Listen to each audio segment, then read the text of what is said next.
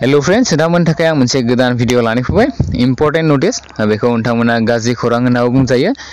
Central गभर्नमेन्टनि साख्रि नागिरनायफोरनि थाखाय, स्पेशली डिफेन्सनि साख्रि नागिरनायफोरनि थाखाय कनस्टेबल जीडी एसएससी नि स्टाफ सिलेक्शन कमिशन नि कनस्टेबल जीडी नि जिरु नटिफिकेशन ऑफिशियल नटिफिकेशन बा ऑनलाइन खालामनायनि डेट बेफोर गासैबो मे दाननि गिबि सप्तायावनो ओंखारगोन होनना आगोलाव बुंदोंमोन। नाथाय दायो बे ओंखारलिया। बिथांमोना बेखौ पस्टपोन खालामबाय भारतनि दानि कोविडनि थाखाय जानाय गाज्रि थासारिनि थाखाय।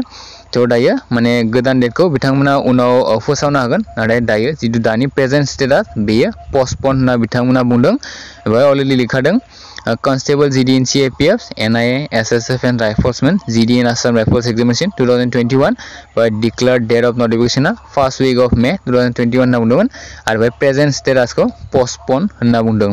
थर्ड नम्बराव लिरदों fresh date of postpone examination and notification of examination will be announced by the commission in due course after assessing the situation। थासारिखौ नायनानै बिथांमोना गोदान डेटखौ फोसावनो हागोन।